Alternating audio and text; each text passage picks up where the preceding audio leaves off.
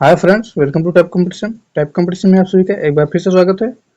तो मित्रों, आज हम सभी पढ़ने वाले हैं करंट अफेयर का महोत्सव, जिसमें होगा आपका जून 2025 के टॉप 50 प्रश्न, जो कि मोस्ट इम्पोर्टेंट प्रश्न होने वाले हैं। यह क्लास आप सभी इन सभी परीक्षाओं के लिए मोस्ट इम्पोर्टेंट होगी, जो अगले 3 महीनों में परीक्षा होने वाली है। तो सेशन को लाइक कर दीजिएगा। हम लोग चलते हैं। आज का पहला प्रश्न क्या है?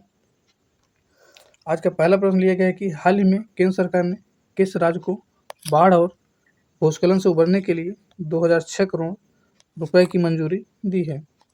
तो आपका राज्य हो जाएगा कौन सा राज्य? हिमाचल प्रदेश। हिमाचल प्रदेश की सरकार ने बाढ़ से उबरने के लिए 2006 करोड़ रुपए की मंजूरी दी है। उसके बाद बात करें अगले प्रश्न का, तो अगले प्रश्न में है आपका कि the stars light the way नामक पुस्तक किसने लिखी है? तो सुचेता राज खन्ना ने। कौन?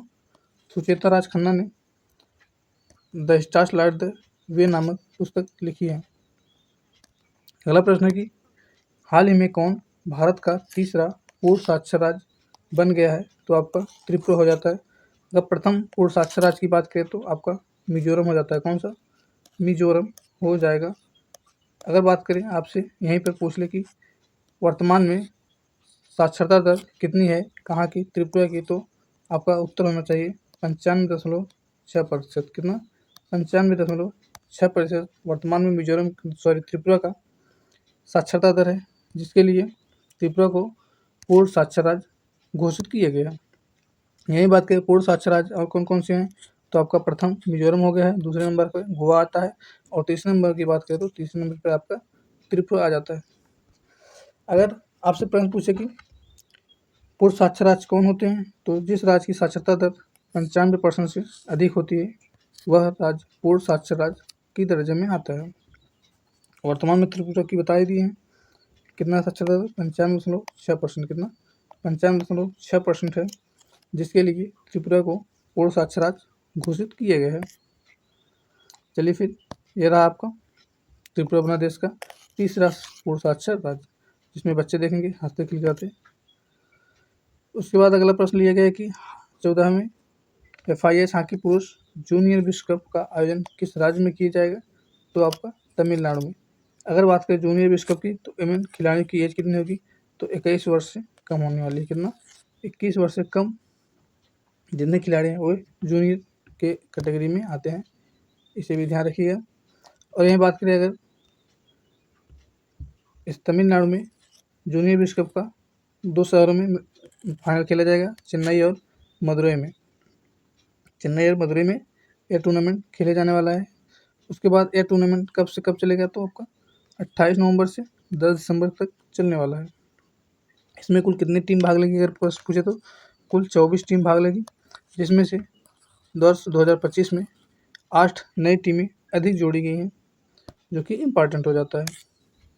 चलिए फिर अगला प्रश्न है कि हाल ही में कैंसर के उपचार के लिए किस देश के वैज्ञानिकों ने नैनो कप संरचना वाली थेरेपी तकनीक विकसित की है? तो आपका भारत देश हो जाता है। भारत देश नैनो कप संरचना वाली थेरेपी तकनीक विकसित की है, जो कि कैंसर के उपचार के लिए उपयोगी होने वाली है।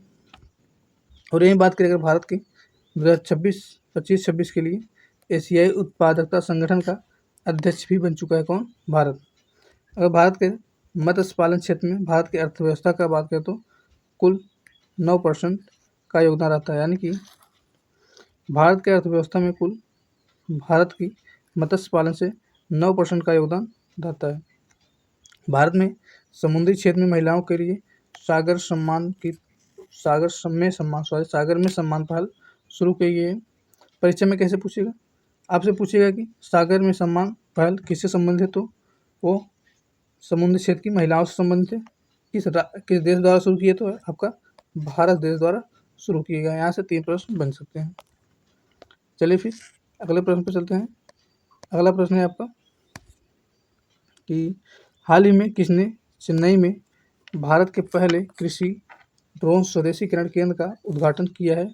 तो वो कौन हो जाते हैं? कमलेश पासवान ने चेन्नई में भारत के चेन्नई में कृषि ड्रोन स्वदेशीकरण केंद्र का उद्घाटन किया है। फिर प्रश्न है आपका, ईरान की परमाणु क्षमता को नष्ट करने के लिए किस देश ने ऑपरेशन मिडनाइट हैमर शुरू की है। यहाँ से एक प्रश्न बन सकता है कि ऑपरेशन मिडनाइट हैमर किन दो देशों से संबंधित हो, ईरान और अमेरिका हो जाता है, ईरान और अमेरिका हो जाता है। अगर पूछे एक प्रश्न और पूछे, ऑपरेशन मिडनाइट हैमर किसके लिए शुरू किया गया, तो अमेरिका देश के द्वारा ईरान की परमाणु क्षमता को नष्ट करने के लिए ऑपरेशन मिडनाइट हैमर शुरू किए गए हैं। कुछ और इम्पोर्टेंट ऑपरेशन देखेंगे जो भारत द्वारा चलाया गया, तो भारत ने भारतीय सेना के द्वारा पाकिस्तान में आतंकवाद के खिलाफ एक ऑपरेशन चला था, जिस ऑपरेशन का नाम है ऑपरेशन सिंदूर। ऑपरेशन सिंदूर। उसके बाद ऑपरेशन क्लियर किसके लिए चलाया गया, तो ऑपरेशन क्लियर आपका नई दिल्ली में चलाया गया। किसके द्वारा, नई दिल्ली द्वारा। ये किसके लिए चलाया गया, अवैध बांग्लादेशी को पकड़ने के लिए। अवैध बांग्लादेशियों को पकड़ने के लिए ऑपरेशन केलकर और पाकिस्तान से आतंकवाद उभरने के लिए ऑपरेशन सिंदूर भारत सरकार द्वारा चलाया गया। फिर अगला प्रश्न है कि 2024-25 के लिए किसे डिजिटल भुगतान पुरस्कार 2024-25 से सम्मानित किया गया है, तो आपका हो जाता है India post payment bank. India post payment bank. India post payment bank को डिजिटल भुगतान पुरस्कार 2024-25 से हाल ही में सम्मानित किया गया है। अगर बात करें अन्य पुरस्कार की, वर्तमान में हाल ही में दिए गए पुरस्कार मिस वर्ल्ड 2025 कौन बने, तो उपल सुचाता बने हैं। उपल सुचाता को मिस वर्ल्ड 2025 से नवाजा गया है। अगला इंपॉर्टेंट पुरस्कार है मातृभूमि साहित्य पुरस्कार 2024 किसे दिए गए, जो कि 2025 में दिए गए, तो सारा जोसेफ को। कौन, सारा जोसेफ को दिए गए। प्रिंसेस ऑफ आस्टूरियस अवार्ड 2025 किसे मिला, तो आपका सेरेना विलियम्स को मिला। किसे, सेरेना विलियम्स को दिया गया है। अगले प्रश्न की बात करें तो आधिकारिक योग नीति की घोषणा करने वाला भारत का पहला राज्य बन गया है कौन, आपका उत्तराखंड राज्य बना है। यहाँ से पुष्कर सिंह धामी ने आधिकारिक योग नीति की घोषणा की है, जो कि भारत का पहला राज्य बन गया कौन, आपका उत्तराखंड बना है। अगर बात करें उत्तराखंड राजधानी की, तो उत्तराखंड की राजधानी आपका ग्रीष्मकालीन देहरादून हो जाता है। और यहीं उत्तराखंड के मुख्यमंत्री आपके पुष्कर सिंह धामी हो जाते हैं। अगर उत्तराखंड के राज्यपाल की बात करें तो गुरमीत सिंह हो जाते हैं। कौन, गुरमीत सिंह। और वर्तमान में उत्तराखंड के जिला पूछे तो जिला आपका 13 जिला उत्तराखंड में वर्तमान में है, जो आपको ध्यान रखना है। फिर चलते हैं हम लोग अगले प्रश्न पे। अगला प्रश्न आपका है कि हाल ही में चर्चा में रही वुमेन लाइफ फ्रीडम नामक पुस्तक किसने लिखी, तो चौरा मकरमी ने। कौन, चौरा मकरमी ने वुमेन लाइफ फ्रीडम नामक पुस्तक लिखी है। इसी के साथ इंपॉर्टेंट पुस्तक और है the star light the way, आपका सुचेता राज खन्ना, जो कि पढ़ चुके हैं आप सभी। मीताहारा पुस्तक की बात करें तो ये इंपॉर्टेंट हो जाता है, रजुता दिवेकर ने लिखी है। डिफरेंट स्ट्रोक्स पुस्तक किसने लिखी, 1998 से 2014 का वर्णन A.K. भट्टाचार्य ने। कौन, A.K. भट्टाचार्य ने डिफरेंट स्ट्रोक्स पुस्तक लिखी है। आइए फिर अगले प्रश्न पे। अगला प्रश्न आपसे लिया गया कि सेना में 150 टेस्ट विकेट लेने वाले पहले एशियाई कौन बन गए, तो जसप्रीत बुमराह बने हैं। कौन, जसप्रीत बुमराह सेना देशों में 150 टेस्ट विकेट लेने वाले पहले एशियाई बन गए हैं। सेना का निर्माण कैसे हुआ, तो सेना में कुल 4 देश शामिल है। कौन, 4 देश के नाम के पहले लेटर से सेना आपको बना है। पहला आपका हो जाता है साउथ अफ्रीका। दूसरा आपका इंग्लैंड हो जाएगा। उसके बाद तीसरे नंबर का आपका न्यूजीलैंड हो जाता है और चौथे नंबर का आपका ऑस्ट्रेलिया हो जाता है। इन 4 देशों के प्रथम अक्षर से आपका सेना बनाया गया है। फिर अगला प्रश्न है आपका हाल ही में अंडर-20 एशियन रेसलिंग चैंपियनशिप 2025 का आयोजन कहाँ पर किया जा रहा है, तो आपका वियतनाम हो जाता है। कहाँ पे, वियतनाम में अंडर-20 एशियन रेसलिंग चैंपियनशिप 2025 होने वाला है। वियतनाम की राजधानी की बात करें तो आपका हनोई हो जाएगा। क्या, हनोई हो जाता है। और यहाँ के मुद्रा की बात करें तो मुद्रा वी डोंग हो जाता है। राजधानी हनोई हो ही गया। राष्ट्रपति लुआंग चोंग हो जाता है। कौन, लुआंग चोंग हो जाते हैं। और प्रधानमंत्री की बात करें तो फाम मिंट चिन्ह हो जाते हैं। कौन? फाम मिंट चिन्ह। अजीब अजीब नाम है, फिर भी नाम से क्या हमें पढ़ना है। अगला प्रश्न आपका है कि हाल ही में किसने दूसरा क्वींस क्लब खिताब जीता है? तो आपका कार्लोस अल्काराज। कार्लोस अल्काराज ने दूसरा क्वींस क्लब जीती हैं।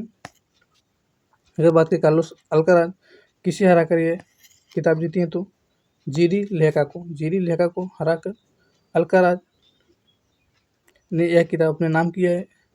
और कार्लोस अल्काराज की उम्र की बात करें तो इनकी उम्र कुल 22 वर्ष है। वर्तमान में इनकी उम्र कितनी है? 22 वर्ष है, जिन्होंने दूसरा क्वींस क्लब जीती हैं। फिर हम बात करते हैं अगले प्रश्न का।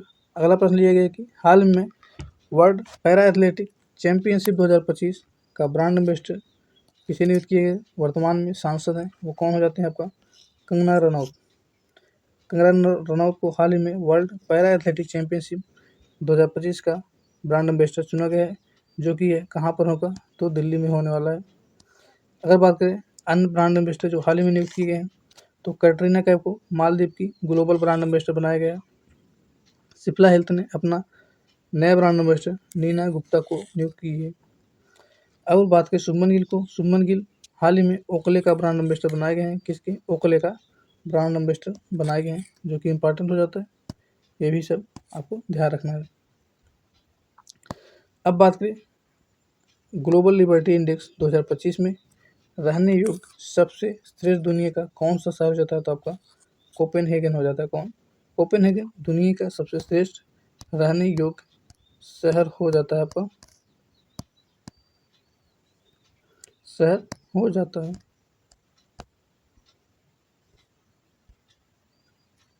उसके बाद आपका अगला प्रश्न है कि हाल ही में किस राज्य के मुख्यमंत्री ने बुजुर्गों के लिए 1100 रुपये प्रतिमाह पेंशन की घोषणा की है? तो आपका बिहार राज्य, क्योंकि आप सभी को पता है नवंबर में बिहार में चुनाव होने वाला है, उसी की लहर में बुजुर्गों के लिए फ़ायदा हुआ है।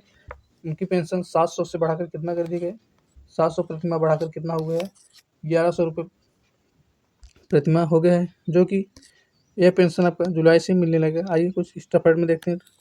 एक्स्ट्रा फैक्ट में लिया गया मुख्यमंत्री नीतीश कुमार ने कहा कि वरिष्ठ नागरिकों को, विधवाओं को, दिव्यांगों को पेंशन की 700 प्रतिमाह वृद्धि करने का निर्णय लिया गया है।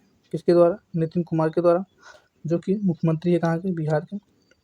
इन्होंने ही लाभार्थी को 1100 रुपये प्रतिमाह पेंशन जुलाई से देने की घोषणा की है। फिर चलते हैं अगले प्रश्न में।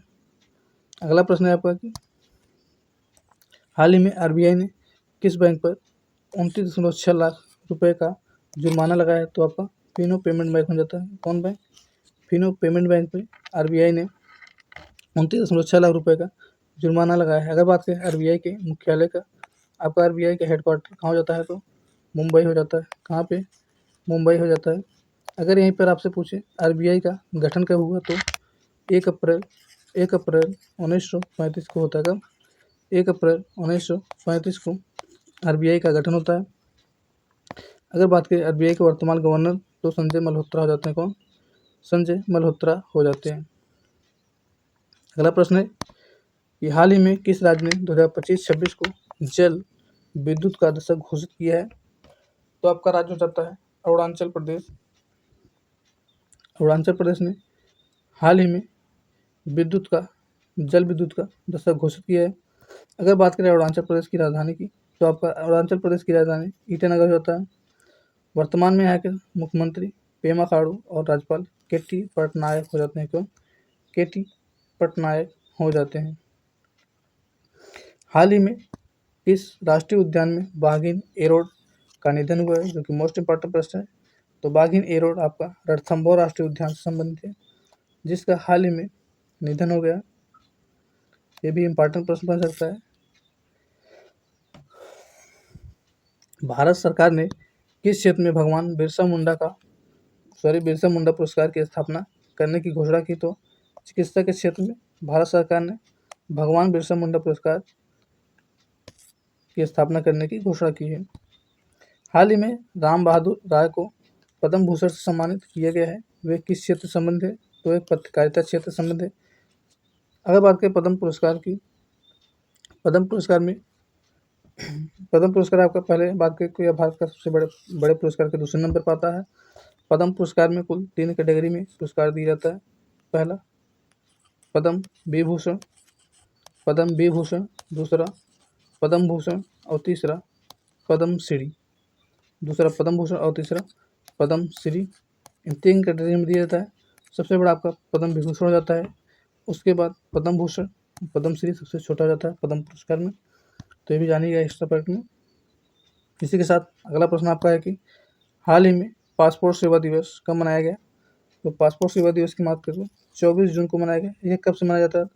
तो 1967 से पासपोर्ट अधिनियम का अधिनियम हुआ है, तब से तभी से हम लोग 24 जून को ही पासपोर्ट सेवा दिवस के रूप में मनाते हैं।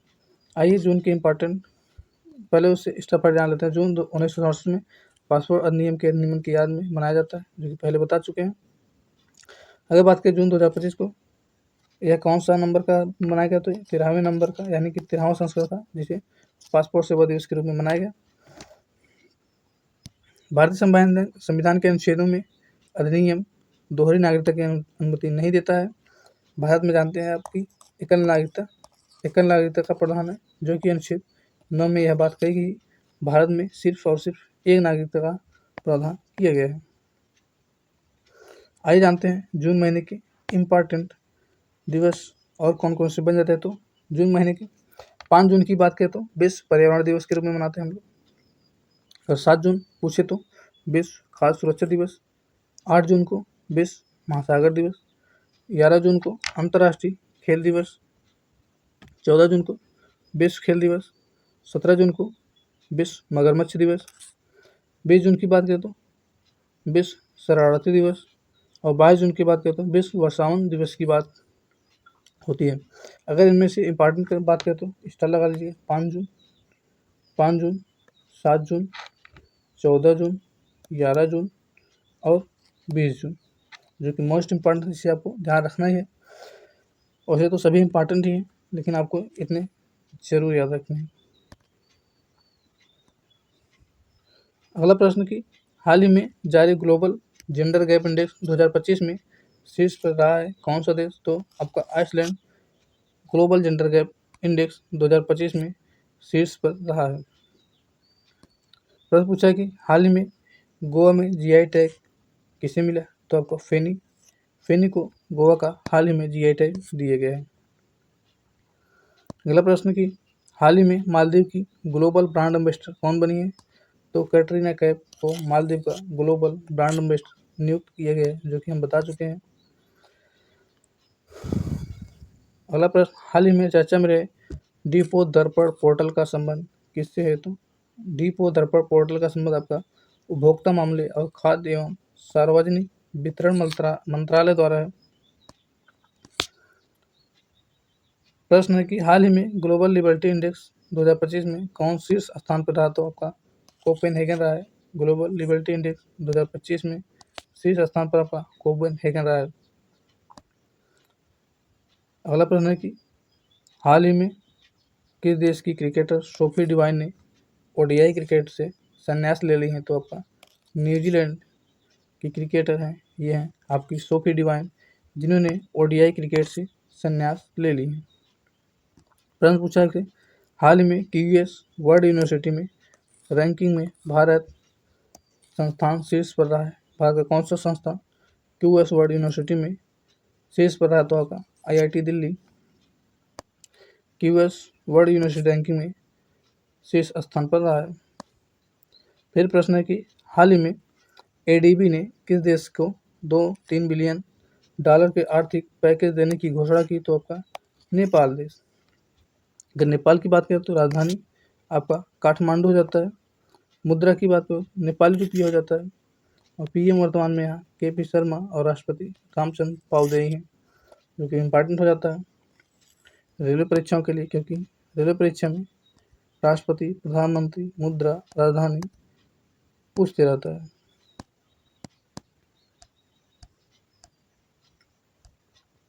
उसके बाद अगला प्रश्न आपसे पूछा है कि हाल ही में WEF में के एनर्जी ट्रांजिशन इंडेक्स 2025 में भारत का स्थान रहा, तो 71वां स्थान भारत का रहा है इसमें WEF एनर्जी ट्रांजिशन इंडेक्स में। फिर प्रश्न है कि हाल ही में भारत और किस देश ने कृषि सहयोग पर पहली संयुक्त कार्य समूह की बैठक आयोजित की है, तो यूक्रेन। यूक्रेन ने भारत देश के कृषि सहयोग पर पहली संयुक्त कार्य समूह की बैठक आयोजित की है। अगर बात करें यूक्रेन की राजधानी क्यों हो जाती है और राष्ट्रपति यहाँ के वर्तमान में कौन है, व्लादिमीर जेलेंस्की है, जो कि इम्पोर्टेंट होता है रेलवे परीक्षाओं के लिए। तो मित्रों, एक बार सेशन को लाइक कर दीजिएगा और अपने मित्रों के साथ जरूर शेयर करिए, क्योंकि सेशन अच्छा हो रहा है, बहुत अच्छे प्रश्न लिए गए हैं। यह सेशन अच्छा लग रहा है आपको, इंपॉर्टेंट प्रश्न लग रहे हैं, तो वीडियो को लाइक कर दीजिएगा। क्लास को एक बार अपने मित्रों के साथ जरूर शेयर करिए और चैनल में नए हैं तो चैनल को सब्सक्राइब कर लीजिए, जिससे कि आपको सभी नोटिफिकेशन सबसे पहले मिलने वाला है। चलिए चलते हैं प्रश्न पे। प्रश्न पूछा आपसे, हाल ही में गूगल ने एशिया प्रशांत क्षेत्र का अपना पहला और विश्व का चौथा, यानी कि एशिया क्षेत्र का पहला और विश्व का चौथा सुरक्षा इंजीनियरिंग केंद्र कहाँ पर खोलेगा, तो आपका उत्तर होना चाहिए कहाँ, हैदराबाद में।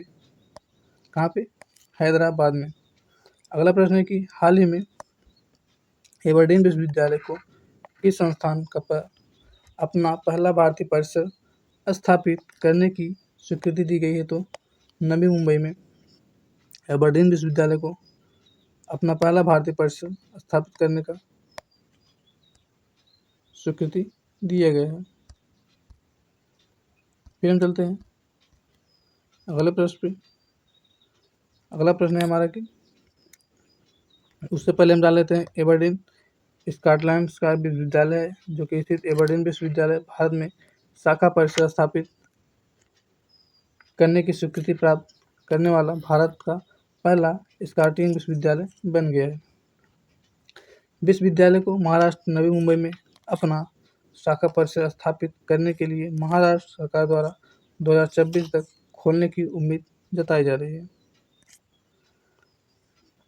जो अगला प्रश्न है, विश्व पैरा एथलेटिक्स चैंपियनशिप 2025 के लिए लॉन्च किया गया शुभंकर का नाम क्या है, तो विश्व पैरा एथलेटिक्स चैंपियनशिप 2025 के लिए लॉन्च किया गया शुभंकर आपका विराज हो जाता है। कौन, विराज हो जाता है, जो कि एक ट्रांसप्लांट पैर वाला होगा। यही आपसे बात करें तो भारत में अक्टूबर 2025 में होने वाली नई दिल्ली विश्व पैरा एथलेटिक्स चैंपियनशिप के लिए लोगों को आधिकारिक अनावरण किया गया, जिसमें विश्व पैरा एथलेटिक्स चैंपियनशिप 2025 का ब्रांड एम्बेसडर कंगना रनौत को चुना गया है, जो कि एक सांसद भी हैं, साथ साथ में ये क्या है, सांसद हैं। अगला प्रश्न आपसे पूछा है कि हाल ही में ब्रिक्स का 10वां साझेदार देश कौन बन गया, तो आपका मंगोलिया देश बना है। ब्रिक्स में मंगोलिया देश को शामिल किए गए, जो कि 10वें नंबर का देश बना है। कौन, मंगोलिया। यहीं पर ब्रिक्स की बात करें तो संस्थापक देश कौन हो जाते हैं ब्रिक्स का, तो संस्थापक देश आपका रूस हो जाता है, चीन और ब्राज़ील। और स्थापना कब हुआ था, तो ब्रिक्स की स्थापना 16 जून 2006 कब, 16 जून 2006 को होता है। वर्तमान अध्यक्ष यहाँ के कौन है ब्रिक्स का वर्तमान अध्यक्ष लुइस इनासियो लुला दा सिल्वा ब्रिक्स के वर्तमान अध्यक्ष हैं। बात करें ब्रिक्स में कुल कितने देश शामिल हैं, तो ब्रिक्स में कुल 10 देश शामिल हैं। 10वें नंबर का कौन सा देश है आपका, मंगोलिया देश। कौन, मंगोलिया देश, जो कि शामिल किए गए हाल ही में, तो ध्यान रखिएगा। अगले प्रश्न पर चलते हैं। तो अगला प्रश्न लिया गया कि प्राकृतिक आपदाओं को निगरानी के लिए झांगहेंग 1-2 नामक उपग्रह किस देश ने लॉन्च किए, तो चीन देश ने प्राकृतिक आपदाओं की निगरानी के लिए झांगहेंग 1-2 नामक उपग्रह लॉन्च किया है। इसी के साथ कुछ इंपॉर्टेंट प्रश्न है कि भारत का पहला मानवयुक्त मिशन समुद्रयान कब लॉन्च किया जाएगा, तो आपका 2026 में लॉन्च किया जाएगा। कब, 2026 में भारत का पहला मानवयुक्त मिशन समुद्रयान लॉन्च किया जाएगा। अगला पॉइंट है कि इसरो द्वारा लॉन्च किया गया 101 का उपग्रह प्रक्षेपण, जो कि EOS-09 मिशन था, वो अब असफल हो चुका है। क्या हो चुका है, असफल हो चुका है। वो अब असफल हो चुका है, फिर कोशिश की जाएगी। अगला प्रश्न की बात करें तो मोबाइल आधारित ई वोटिंग प्रणाली शुरू करने वाला भारत का पहला राज्य बन गया तो आपका बिहार। बिहार में नवंबर में, बता चुके हैं आपको, नवंबर में इलेक्शन होने वाला है, जिसमें ई वोटिंग प्रणाली शुरू करने की परमिशन मिल चुका है सरकार की तरफ से। तो यह बिहार पहला राज्य होगा जहाँ पर मोबाइल आधारित ई वोटिंग प्रणाली शुरू होगा। बिहार की राजधानी की बात करें तो आपका पटना हो जाता है। मुख्यमंत्री वर्तमान में नीतीश कुमार हैं। राज्यपाल आरिफ मोहम्मद खान है। कौन? आरिफ मोहम्मद खान। अगर बिहार में कुल जिले की बात करें तो 38, और यहाँ के राजकीय पक्षी कौन सा? तो गौरैया, जो नन्ही मुन्नी गौरैया आंगन में आती है, वही गौरैया बिहार का राजकीय पक्षी है। यहाँ कुल जिले की बात करें बिहार में कुल 38 जिले हो जाते हैं। फिर प्रश्न पूछा आपसे कि सभी शहरी स्थानीय निकाय को एक ही पोर्टल से जोड़ने वाला पहला भारतीय राज्य कौन बन गया? तो आपका मध्य प्रदेश बन गया। मध्य प्रदेश की राजधानी आपका भोपाल हो जाता है, और वहाँ के मुख्यमंत्री मध्य प्रदेश से कौन है? तो मोहन यादव हैं। कौन? मोहन यादव हैं। अगला प्रश्न कि वान जलवायु परिवर्तन सम्मेलन 2025, वान जलवायु परिवर्तन सम्मेलन 2025 किस देश में आयोजित किया जाएगा? तो आपका जर्मनी में किया जाएगा। जर्मनी में आपका वान जलवायु परिवर्तन सम्मेलन 2025 आयोजित किया जाएगा।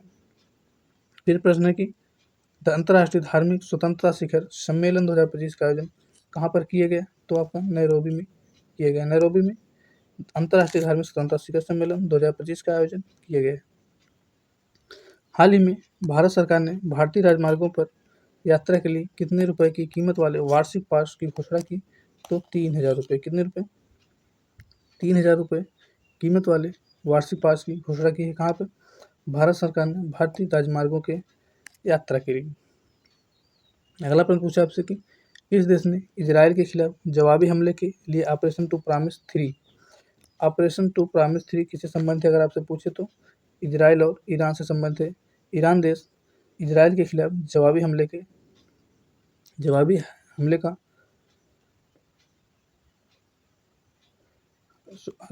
के लिए ऑपरेशन टू प्रॉमिस 3 शुरू किया है। अगर बात करें इजराइल की राजधानी यरूशलेम हो जाता है। अगर इजराइल की मुद्रा पूछिए आपसे, इजरायली शेकेल हो जाता है। प्रधानमंत्री बेंजामिन नेतन्याहू। स्थापना इजराइल की अगर आपसे पूछे 14 मई 1948 हो जाता है। फिर भारत की किस एयरलाइंस को विश्व की तीसरी सबसे अच्छी कम लागत वाली एयरलाइंस चुना गया है? तो आपका इंडिगो एयरलाइंस। दोस्तों यहीं पर आपका एक बड़ा हादसा हुआ है, अहमदाबाद प्लेन हादसा, जो कि अगर आपसे पूछे वह कौन सी एयरलाइंस थी? तो आपका एयर इंडिया एयरलाइंस। कौन थी? एयर इंडिया एयरलाइंस थी वो। एयर इंडिया एयरलाइंस थी। तो आप कंफ्यूज मत होइएगा कि क्रैश हो गई इसके लिए और सबसे कम लागत वाली एयरलाइंस चुना गया होगा, तो ऐसा नहीं है। इंडिगो एयरलाइंस हो जाता है, जो भारत की एयरलाइंस को विश्व की तीसरी सबसे कम अच्छी यानी खराब वाली लिस्ट में एयरलाइंस को चुना गया, तो इंडिगो एयरलाइंस है आपका। फिर पूछा है कि हाल ही में मेटा ने किस भारत का नया मैनेजिंग डायरेक्टर बनाया है? तो मेटा ने हाल ही में अरुण श्रीनिवास जी को हाल ही में नए मैनेजिंग डायरेक्टर बनाया है। अगर मेटा की बात करें, मेटा आपका किस किस को देखता है? तो इंस्टाग्राम हुआ, फेसबुक हुआ, व्हाट्सएप हुआ, इन सभी सोशल मीडिया का हेड आपका हो चुका है मेटा, जिसके नए मैनेजिंग भारत के लिए अरुण श्रीनिवास को नियुक्त किया गया है। अगला प्रश्न है कि हाल ही में किसने 45 वर्षों बाद G20 शेरपा पद से इस्तीफा दे दिए? तो अमिताभ कांत रहते हैं। अमिताभ कांत 45 वर्षों बाद G20 से शेरपा पद से इस्तीफा दे दिए हैं। फिर यही पूछे आपसे कि हाल ही में प्रधानमंत्री मोदी ने कहाँ पर G7 समिति में हिस्सा लिए हैं? तो आपको कनाडा में लिए हैं। और कनाडा अगर यही पूछे G20 7 में कुल कितने देश शामिल हैं, तो वो कौन कौन है? तो कनाडा शामिल हुआ, France, Germany, Italy, Japan, America और यूनाइटेड किंगडम। ये देश हैं जो G20 समिट में शामिल हुए। और G20 में भारत के सदस्य के रूप में कौन शामिल होते हैं? प्रधानमंत्री नरेंद्र मोदी जी। और ये कहाँ पर हुआ? तो ये आपका कनाडा में हुआ। अगला प्रश्न आपसे कि हाल ही में कहाँ पहला हॉकी इंडिया मास्टर कप आयोजित किया जाएगा? तो पहला हॉकी इंडिया मास्टर कप आपका चेन्नई में आयोजित किया जाएगा। कब से कब चलने वाला है? तो 18 से 27 जून 2025 तक चला और ये चेन्नई के एक ऐतिहासिक और रोमांच खेल आयोजन का साक्षी बन गया है। अगला प्रश्न पूछा होगा आपसे कि हाल ही में किसे भारत में अंतर्राष्ट्रीय योग दिवस के 10 वर्ष पूरे होने पर राष्ट्रीय मेजबान चुना गया? तो राष्ट्रीय मेजबान चुना गया किसे? तो भारत के विशाखापट्टनम को योग दिवस के 10 वर्ष पूरे होने पर राष्ट्रीय मेजबान चुना गया है। राष्ट्रीय मेजबान चुना गया है विशाखापट्टनम। फिर चलते हैं अगले प्रश्न में। देखिए अगला प्रश्न है आपका,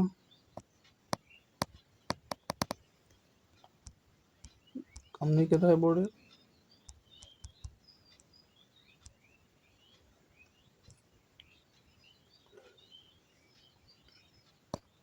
अगला प्रश्न है, हाल ही में फीफा क्लब विश्व कप 2025 का आयोजन कहाँ पर हुआ? तो फीफा क्लब विश्व कप 2025 का आयोजन आपका अमेरिका में हुआ है। यह आयोजन कब से कब हुआ? यह आयोजन 15 जून से हुआ। 15 जून से स्टार्ट हुआ है, जो कि फाइनल 13 जुलाई को खेला गया है। इसमें कुल 32 टीम स्पर्धा करेगी। कितनी टीम? कुल 32 टीम स्पर्धा करेगी। कहाँ? फीफा क्लब विश्व कप 2025 में। इसका आयोजन आपका 15 जून से हो रहा है और यह फाइनल 13 जुलाई को खेला जाएगा। कहाँ पर? अमेरिका में। अगला प्रश्न है आपका, हाल ही में ग्रीष्मकालीन कार्निवल 2025 का समापन किस केंद्र शासित प्रदेश में हुआ? तो आपका लद्दाख में हुआ। लद्दाख में ग्रीष्मकालीन कार्निवल 2025 का समापन हुआ है। फिर प्रश्न पूछा है कि हाल ही में प्रधानमंत्री मोदी को किस देश का सर्वोच्च नागरिक सम्मान मिला? तो आपका साइप्रस